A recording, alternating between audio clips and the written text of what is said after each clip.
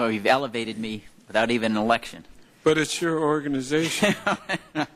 I think the title of this hearing speaks volumes about our misconception of the United States, its executive power, constitutional limitations. But as Barbara Jordan said, I remember many years ago in the impeachment proceedings of Richard Nixon, the executive has no power that we don't give it. We, the people, is the beginning of the Constitution of the United States. It's not whether there are limits on the executive power. It's whether we've given the executive power to do what he's doing. That is a critical element of thinking properly about our Constitution.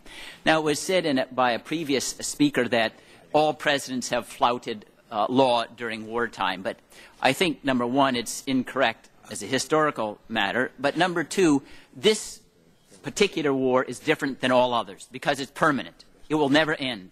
The definition of an end is when there will never be anyone who threatens an American with a terrorist incident in any way in the Milky Way. No one has even conceived of a benchmark that says the war is over. So this is permanent war. Exactly what James Madison said was inconsistent with freedom.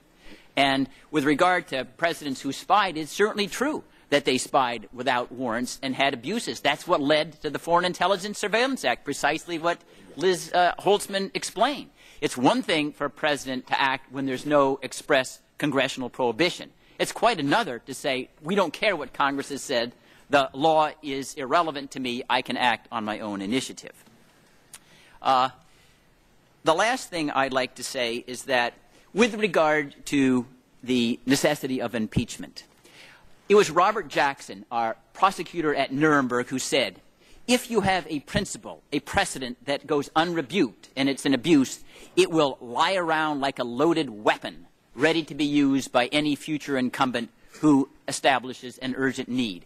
If this president's actions and claims of monarchical power, actually they're super-monarchical, because if you examine our Declaration of Independence, the indictment against King George III, this president has claimed far more power than King George III. But if we do not rebuke these powers, they then become precedents that will lie around like loaded weapons, a sword of Damocles over us forever.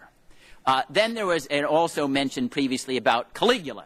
And, well, this president shouldn't be at all associated with that particular emperor. You remember one of his infamies that he placed the laws very high on the walls so no one could see them. And then he could trap them into violations. But we've had testimony before this Congress, Senator Feingold's office, that shows that this administration promulgates executive orders, revokes them in secrecy, and then claims they're classified so we don't know whether they're in existence or not. That really betters the instruction of Caligula. Last, I won't go on further. I do have a book called Constitutional Peril being published next month. And if Liz could promote her book, I think I can follow. Thank you.